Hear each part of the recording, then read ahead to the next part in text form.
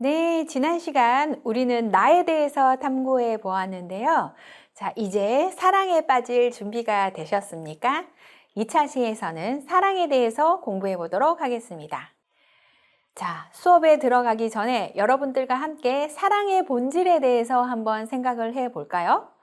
학습열기에서 열정적인 사랑의 감정은 영원할 수 있을까에 대해서 생각해 보도록 하겠습니다. 페로몬, 도파민, 옥시토닌, 페닐, 에틸아민 이런 그 여러 가지 호르몬들이 사랑에 빠지면 나온다고 하는데요. 그런 사랑에 빠지는 그런 그 여러 가지 그 호르몬들이 시간이 지나면서 줄어든다고 하고요. 900일이면 바닥을 드러낸다고 합니다. 이렇게 사랑의 열정의 감정이 900일이면 바닥을 치게 되네요. 자, 과연 이런 열정적인 감정이 영원할 수 있을까에 대해 미국 코넬 대학의 인간행동심리학자 하잔 박사는요, 2년 동안 전 세계 37개 문화권 5,000명을 관찰하면서 열정적인 사랑이 지속될 수 있을까에 대해서 대략 18개월에서 30개월 정도만 가능하다라고 이야기했습니다. 즉, 어떤 사람을 만나서 열정에 빠지고 그 열정이 유지되는 때는 900일, 한 30개월이 맥시멈이다라고 이야기하는 거죠. 자, 그럼 이 사랑에 빠지는 데는 어느 정도의 시간이 걸릴까요? 사랑에 빠지는 데는 안타깝게도 순식간 여러분들이 노력해서 되는 게 아니지 않을까요? 첫눈에 반하다는 말이 통한다고 해요. 순식간에 반하는 거죠. 과학자들이 제시하는 이성을 본 뒤 우리 뇌가 매력과 호감을 판단하는 데 걸리는 시간은 불과 1초도 안 되는 150 마이크로초라고 합니다. 10만 분의 15초라고 이야기하는데요. 즉, 보자마자 매력과 호감을 판단하고 끝이라는 것이겠죠. 자, 그리고 얼굴, 매력도 전체적인 것뿐만이 아니라 대화를 통해서 상대의 매력을 판단할 수도 있을 텐데요. 이런 대화를 통해서 상대의 매력을 판단하는 데는 90초에서 4분가량 밖에 걸리지 않는다라고 이야기합니다. 자, 이 순간의 끌림으로부터 900일간의 격정적인 항해가 시작이 된다라고 하는데요. 그럼 만일 900일이 끝나면 여러분들은 사랑이 끝났다고 보십니까? 여러분들은 마음에 드는 이성을 보고 사랑에 빠지고 900일간 열정적으로 불태우고 그 관계를 깨어버리나요? 그러기에는 나의 사랑이 너무 아깝지 않습니까? 이번 시간에는 사랑의 본질에 대해서 우리가 한번 생각을 해보고요. 사랑의 특성, 사랑이 어떻게 발달하는가, 사랑의 유형에 대해서 살펴보도록 하겠습니다. 사랑에 대해서 연구한 학자들이 굉장히 많은데요. 이 사랑을 또 다양한 학자들이 이야기하고 또 사랑의 특성과 이 사랑의 발달 과정, 또 여러 가지 유형이 있다라고 이야기하고 있는데, 여러분들이 만일 지금 사랑을 하고 계신다면 어떤 유형의 사랑을 하고 있는지, 또 여러분들의 주변의 사랑을 베푸는 그 가운데 나의 사랑은 어떻게 유지되고 어떻게 또 형성되는지 많이 또 한번 같이 생각해 보도록 하겠습니다. 자, 그럼 먼저 사랑의 본질에 대해서 생각을 해 보도록 하겠습니다. 앞에서 여러분들이 사랑을 또 많이 나누는 가운데라는 제가 이야기를 했는데, 열정적으로 사랑하는 것만 사랑하나요? 그건 아니죠. 또 부모님과 여러분들은 사랑하지 않나요? 사랑합니다. 친구들과의 사랑도 사랑이죠. 이게 우리가 생각하는 아주 열정적인 것만 사랑은 아니다라고 고대 그리스 철학자들은 이야기하고 있는데요. 사랑에는 다양한 종류가 있다. 에로스, 아가페, 필로스의 다양한 유형이 있는데 에로스는 이성 간의 사랑, 아가페는 이타적인 사랑, 필로스는 오랜 친구의 우정 같은 사랑이다 라고 이야기했습니다. 오랜 친구도 보고 싶고 만나고 싶고 반갑고 또 무조건적으로 주기만 하는 사랑도 있고요. 또 에로스라고 해서 이성 간의 사랑도 사랑이네요. 자, 옥스퍼드 영어사전에서는요, 상대방의 복지를 갈망하여 나타나는 어떤 사람에 대한 기분 혹은 감정 상태로 흔히 그 상대방의 존재 자체에 기뻐하고 그 사람에게 인정받고 싶어 하는 따뜻한 감정과 애착이다 라고 표현합니다. 앞에서 우리가 이야기했던 열정적 0.1초 만에 마이크로 초 만에 빠지는 그런 감정만을 이 사랑이라고 이야기하지는 않습니다.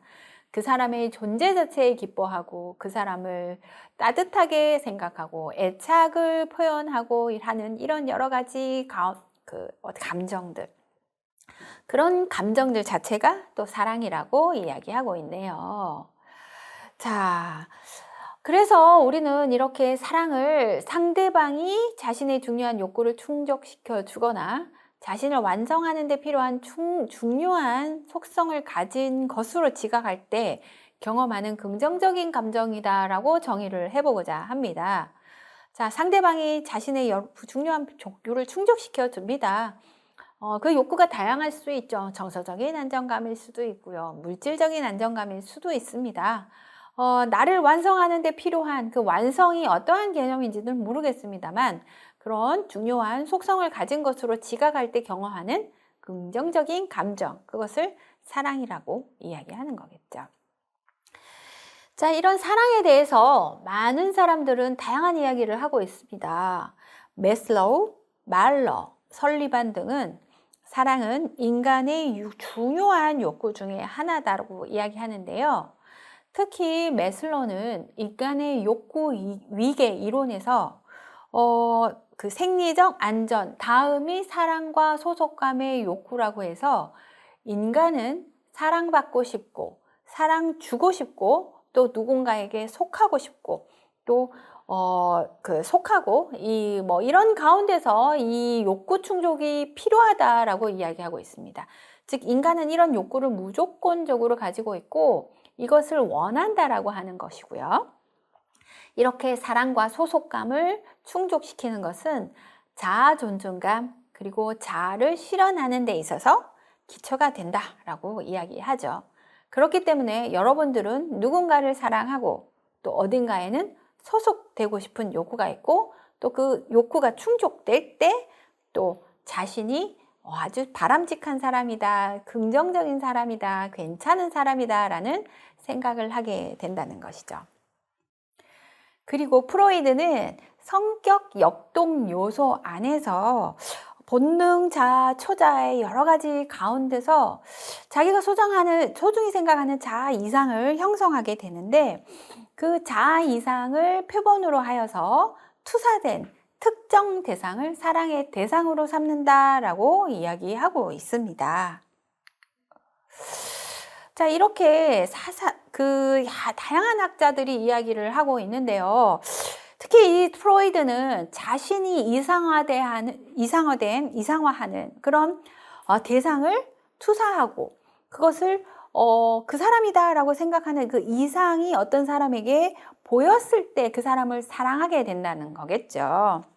즉, 개인은 자신을 완성시키는 데 필요한 사람에게 그리고 자신의 자아 결핍의 감정을 충족시키는 사람에게서 사랑을 느낀다는 것입니다. 그래서 여러분들 어떤 사람한테 빠질 때 앞에서 우리가 봤을 때는 어떻게 외모로 딱 봤을 때 사랑을 빠진다라고 이야기를 하지만 프로이드가 이야기하고 있는 것은 또 자신을 완성시키는 뭔가가 결핍이 있습니다. 나는 다른 사람들에게 인정받지 못한다고 생각을 해요. 그런데 어떤 사람이 아니야, 넌 참 잘하고 있어. 나는, 내가 너무 잘하고 있어. 라고 했을 때 갑자기 심장이 쿵 내려앉으면서, 이 아이만 나를 이해하는 것 같아. 나를 이해하는 것은 너밖에 없는 것 같아. 라고 하면서 그 사람에게 푹 빠지게 되는 거겠죠. 자아결핍이 많은 사람은 또 다른 사람에게 의존을 많이 하고 또 그런 역동적인 관계 안에서 또 타인과의 관계가 이루어진다라고 할 때 이런 그 프로이드의 그 성격 역동의 과정 속에서 사랑이 이루어진다. 이렇게 프로이드는 이야기하는 것이죠. 자, 그렇기 때문에 사랑은 상대방이 자신의 중요한 욕구를 충족시켜 주거나 자신을 완성시키는 데 필요한 속성을 가진 것으로 자각할 때 경험하는 긍정적인 감정이다라고 이야기를 했습니다. 자, 이렇게 결핍에서 사랑이 나타난다라고 이야기하고 있는 사람도 있지만요.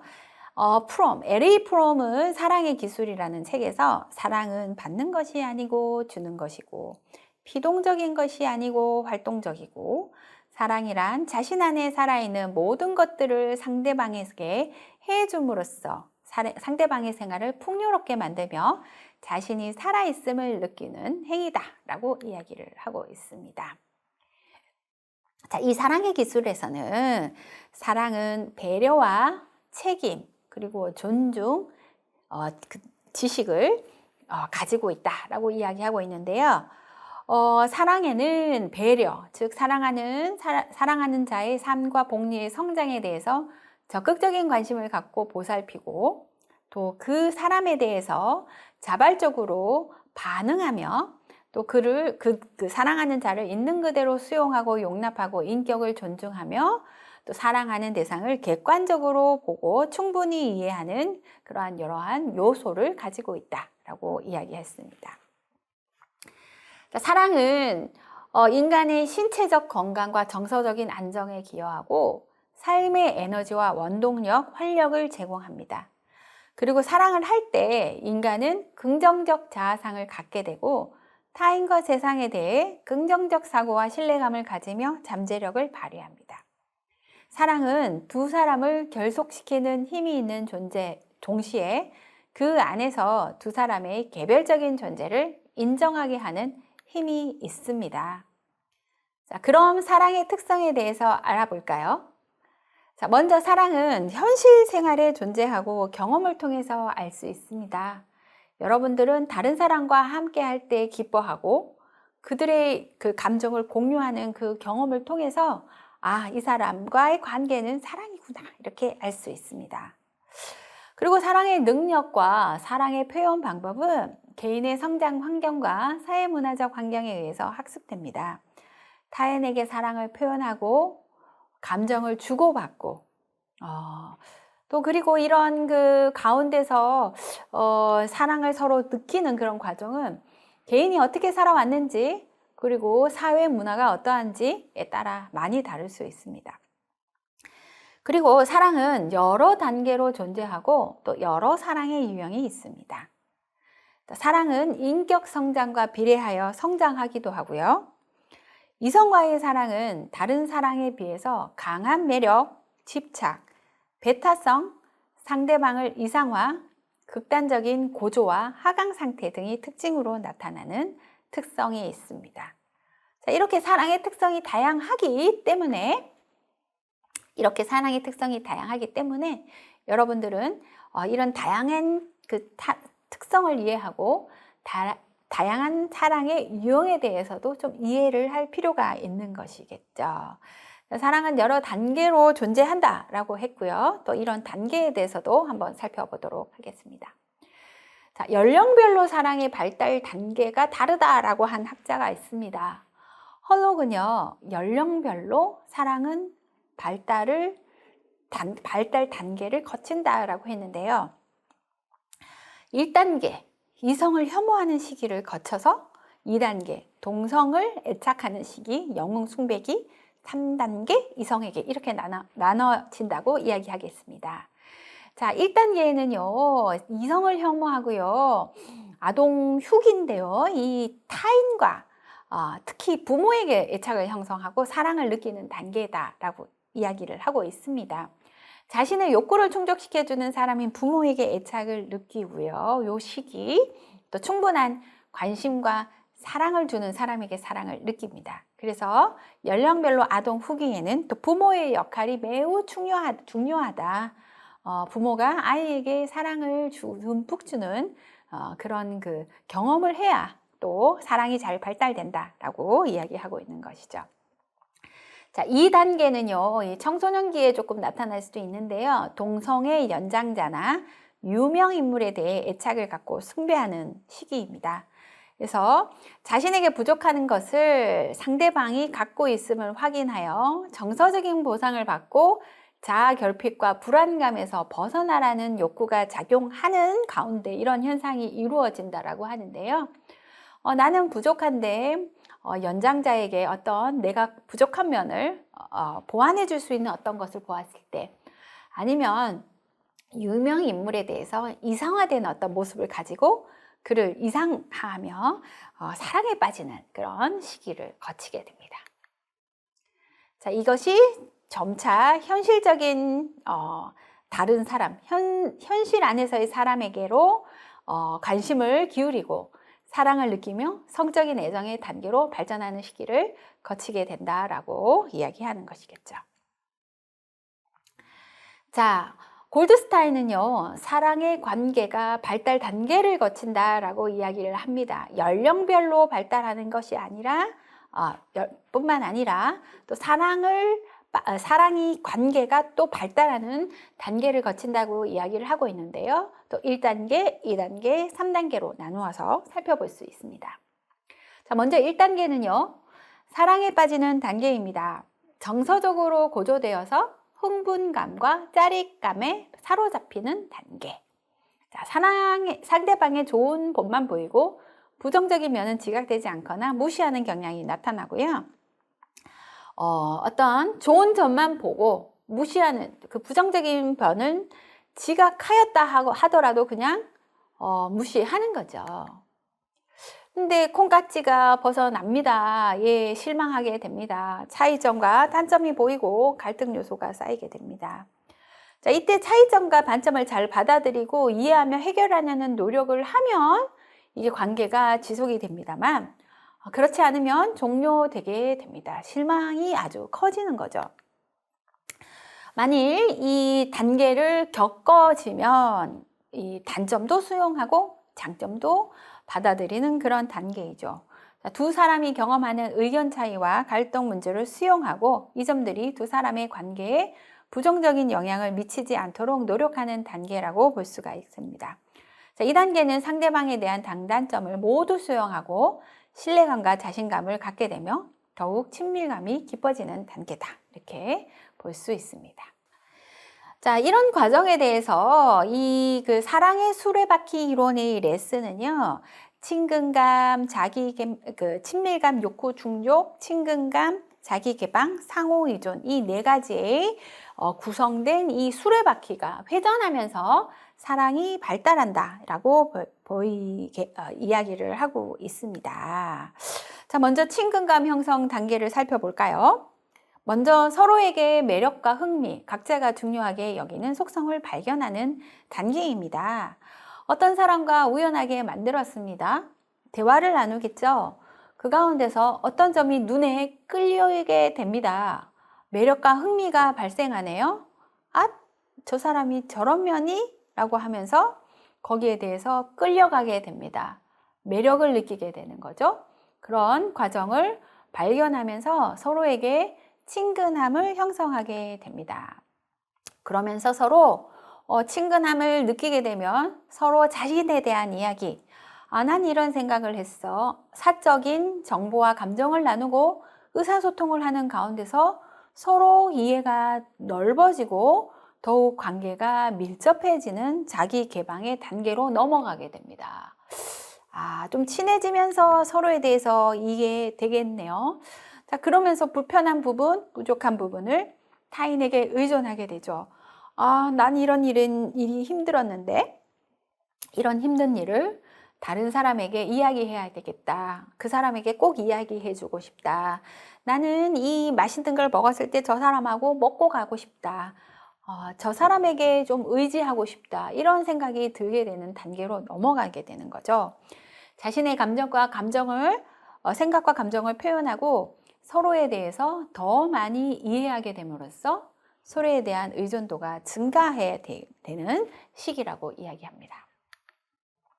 마지막으로 서로 간의 관계가 발전하게 되면서 점점 더 친밀감의 욕구가 충족됨을 경험하게 되는 친밀감 욕구 충족의 단계로 사랑은 발전하게 된다. 이렇게 계속 수레바퀴처럼 돌아가면서 사랑이 발달하게 된다라고 레슨은 이야기하고 있습니다. 자, 지금까지 다양한 학자들의 이야기를 거쳐서 사랑이 이런 과정을 거쳐서 나타난다, 즉 발달하게 된다라고 이야기를 하죠. 자, 어떤 사람을 그 순간적으로 봐서 이 호르몬이 확 나와서 매력을 느끼게 되는 그런 과정도 사실은 필요하고 또 열정도 생기게 됩니다만, 또 이야기를 하는 가운데서 또 성격에 대한 어떤 이해도가 넓어지면서 서서히 관계가 깊어지고 친밀감이 또 늘어나는 그런 단계도 사실 겪게 되는 것이죠. 자, 이렇게 사랑은 길게 깊게 이루어지는 것이 또 발달의 과정을 설명하고 있는 학자들의 이야기다라고 볼 수가 있겠습니다.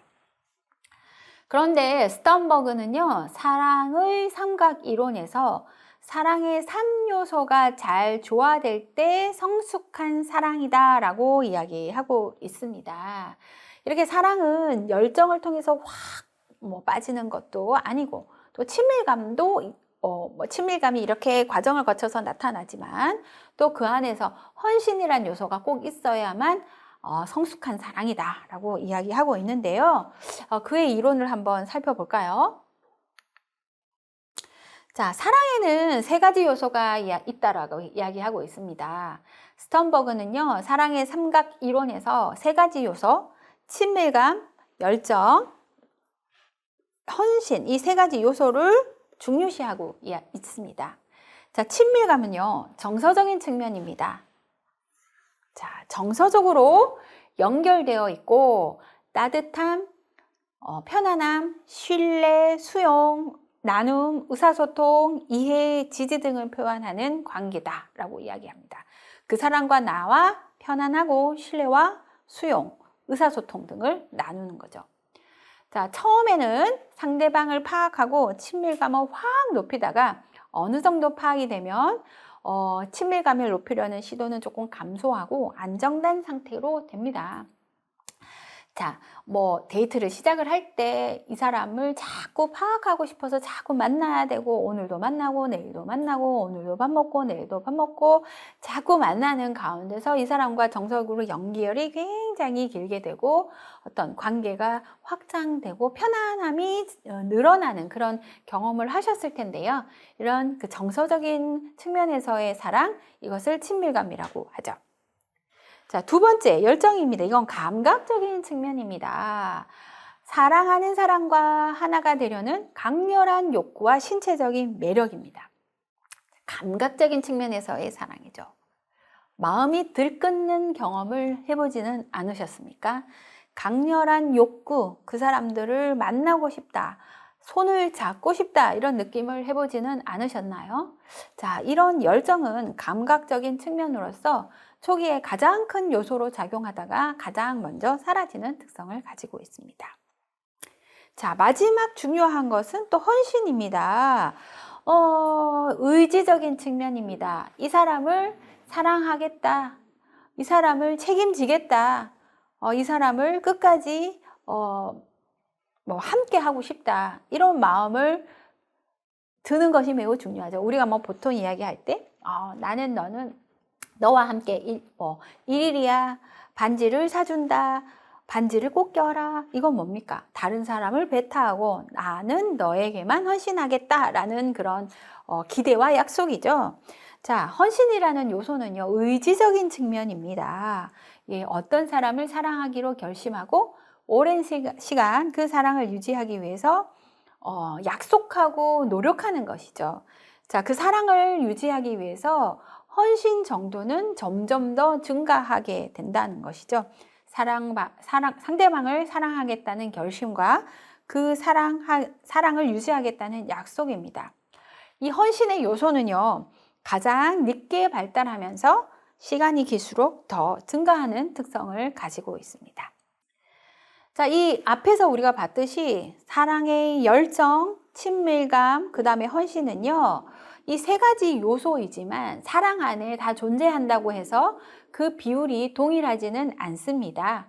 예를 들어서 시간이 증가하면서 열정은 아주 급격히 상승하지만 바로 사그러드는 그런 모습을 보이는 가운데요.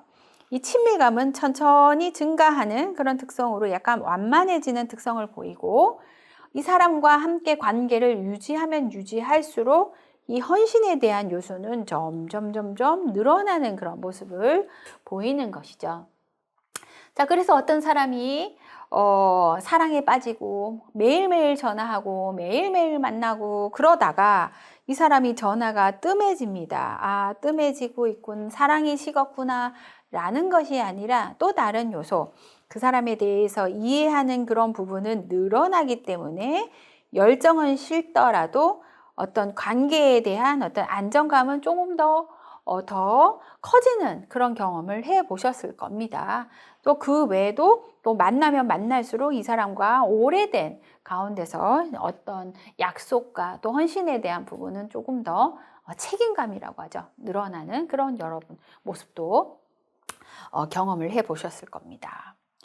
자, 그래서 또 스턴버그는요, 이 사랑은 삼각형의 형태를 띠지만 또 이 사랑의 형태가 어떠한 경우에는 열정이 많은 경우가 있고 또 예를 들어 이런 요소가 조금 다를 수도 있는 거죠. 아니면 어떤 사람은 이렇게 뭐랄까요? 제가 그림을 잘 못 그리겠네요.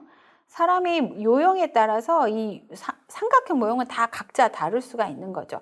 어떤 사람은 열정이 많고, 어떤 사람은 헌신이 많고, 어떤 사람은 친밀감이 많고, 이렇게 요형이 굉장히 다양하다라고 이야기를 했습니다.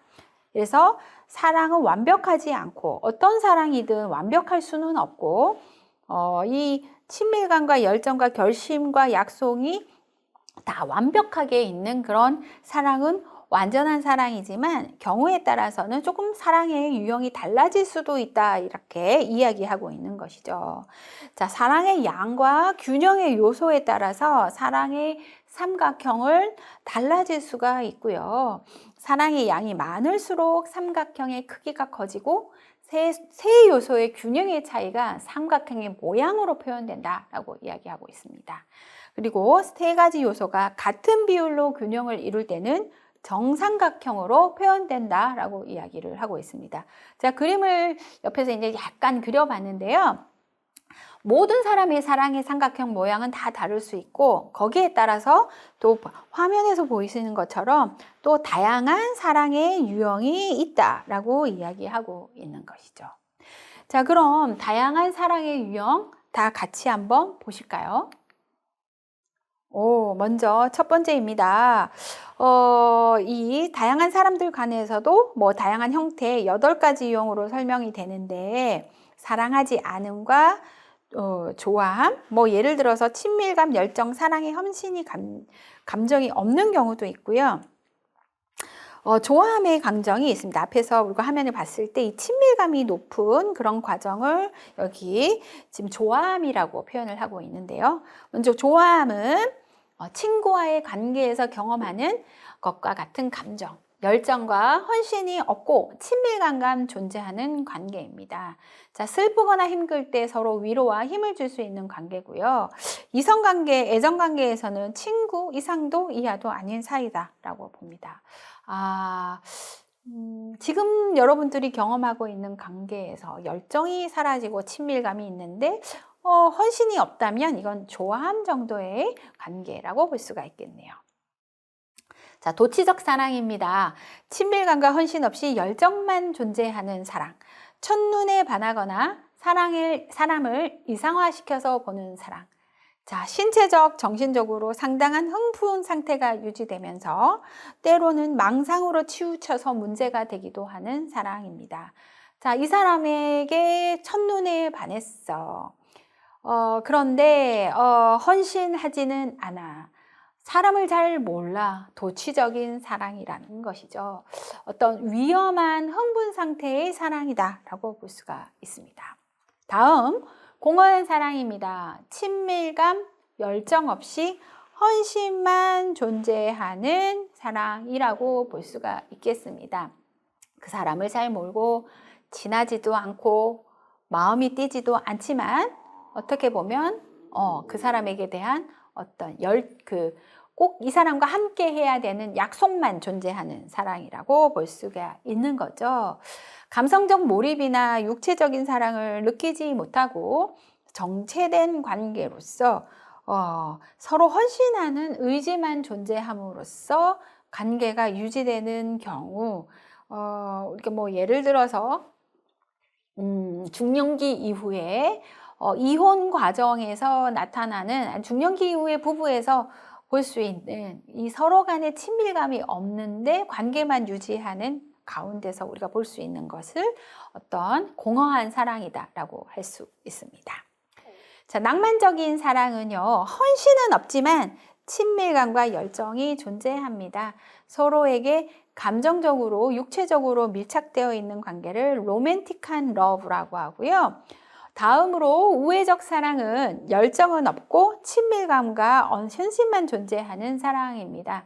이 열정이 사라진 결혼관계에서 흔히 볼 수 있는 좀 편안한 동반자적 관계, 이런 부부의 관계를 우애적인 사랑이라고 볼 수가 있고, 경우에 따라서는 낭만적 요소가 아예 결여될 경우에는 불행하다고 여겨지기도 하는 사랑이다라고 볼 수 있습니다.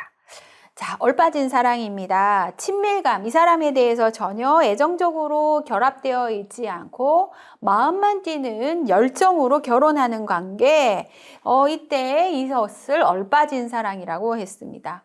열정이 강하게 차고 올라서 바로 다음날 라스베가스로 뛰어가서 바로 결혼하는 그런 사람들. 이때 서로 콩깍지가 벗겨지면 어떻게 바로 이혼하게 되는 그런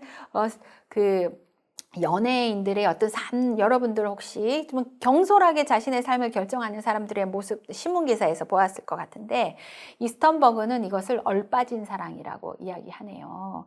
예, 친밀감을 형성할 시간 없이 사랑에 빠져서 결혼하는 유형으로 열정이 사라지기 시작할 때 헌신도 감소하여서 성숙한 관계의 지속이 어려워지게 됩니다. 그렇지만 성숙한 사랑은 친밀감, 열정, 헌신 세 요소가 모두 존재하면서 균형을 이루는 사랑으로서 성숙한 사랑에 도달하긴 어렵지만 지키기는 더더욱 어렵다고 합니다. 자, 여러분들은 어떤 사랑을 하고 계십니까? 아니면 어떤 사랑을 하고 싶습니까? 한 개인의 사랑은 한 가지가 아니라 다양한 형태를 취할 수 있고요. 또 중요한 부분은 실제 삼각형과 이상적 삼각형의 겹치는 연력이 달라질 수 있습니다. 여러분들이 지금 추구하는 사랑의 유형과 실제 지금 타인과 관계를 맺는 그 사랑이 조금 모양이 다를 때는 이 불만족의 요소로 분명히 올 수 있는 것이죠.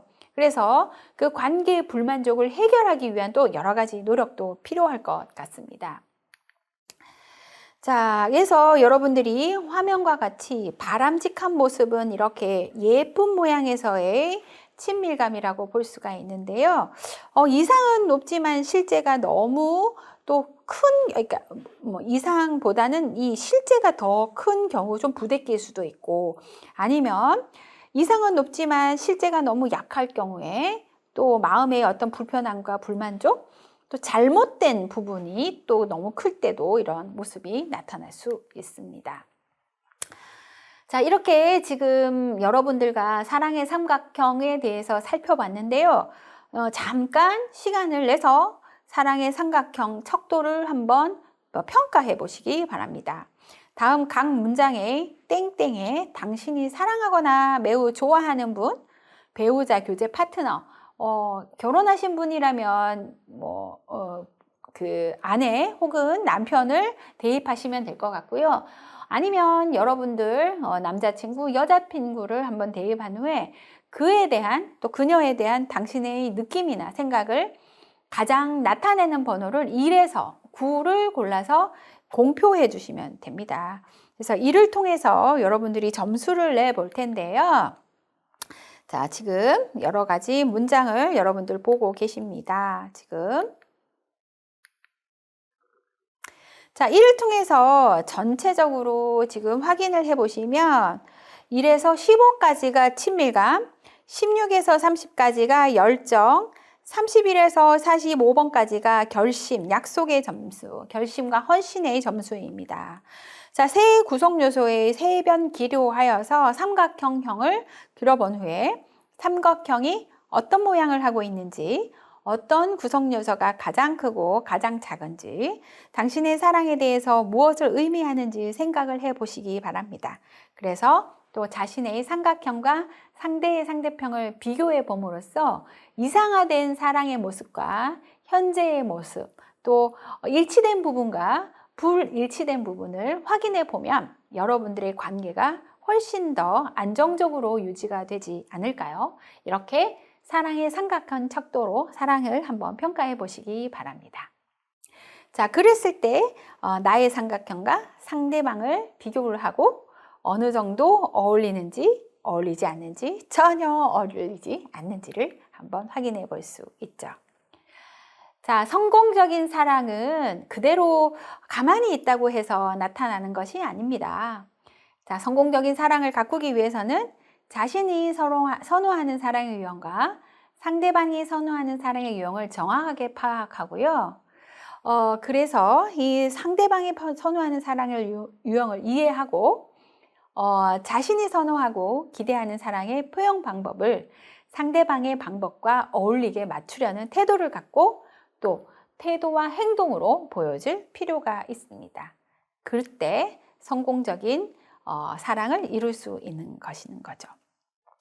사랑은 감정만이 아닌 상대방에 대한 배려와 존중을 행동으로 나타내는 것이고 나중이 아닌 그때그때 현재 시점에서 나의 소중한 사람들에게 시간과 마음, 물질과 꿈 등의 소중한 것들을 나누는 일을 통해 서로 성장하며 풍요로운 삶을 만들어가는 것이다 라고 하고 있습니다.